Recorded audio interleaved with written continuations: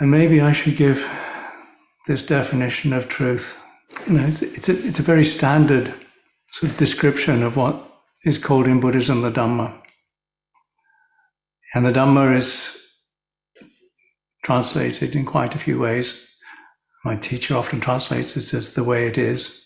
And it's described in the scriptures as something that is revealed by wisdom, or well revealed by wisdom, well revealed by the supreme teacher, revealed by the Buddha. The truth is there whether it's realized or not. Okay? Because the truth is something that is immanent. It's apparent here and now. It's something that, if it's really true, it's something that is, wherever there is a here and now, it's there, in the present moment.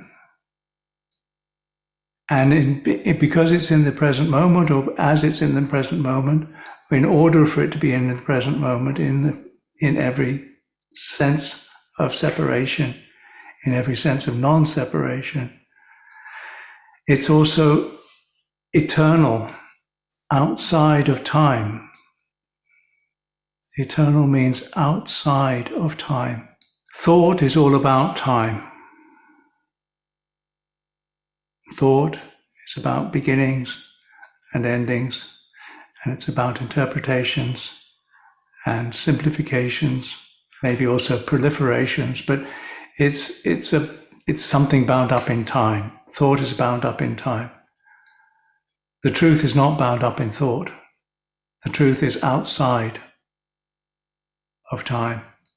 Even things that appear somehow disgusting or terrible or something, but in the knowing of those, it's like this, and there's a sense of encouraging investigation to the knowing, and then there's a sense of, oh, this is how it worked. This is what happened. This is how it is. And that sense of release or ease that comes is an aspect of the truth. A sense of it leading inwards or onwards to a sense of peace. Encouraging investigation, leading inward to a sense of peace, to a sense of resolution. It's also slightly humbling. And yes, a sense of gratitude, a sense of appreciation is natural to the truth, because it's realized each person for themselves. Each person for themselves. If it's true, it's open and realizable, each person for themselves. The confusion that sometimes comes with this, I hear, and maybe I see, or maybe I read sometimes, is that everybody finds their own truth. No.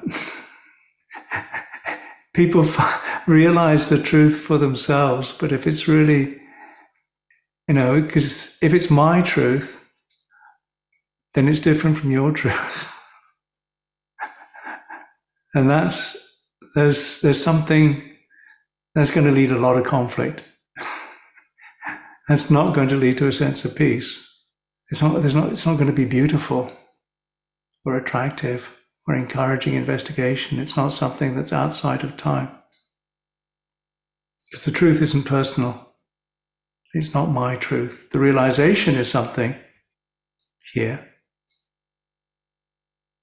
And humans have the greatest capacity for this,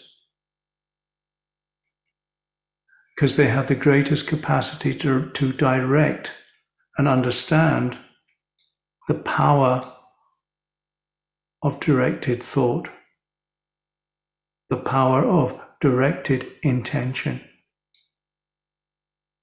That's humans' superpower. In that sense, they're stronger than any of the gods. Because the gods may have strength, but they don't have that capacity for directed intention. That's why a human birth is the most fortunate birth. A sense of gratitude with every breath is fine. And it's a natural expression of a heart free from confusion, free from greed, and free from hatred. There's naturally a sense of gratitude and a sense of wishing less suffering for oneself and others, a sense of acceptance, and a sense of equanimity. It's a natural expression of a heart. It doesn't need to be so much focused on, but appreciated. Appreciate a sense of gratitude, be grateful for gratitude. It doesn't need to be held on to. It's enough just to say, oh, breathing is lovely, actually. And it's important.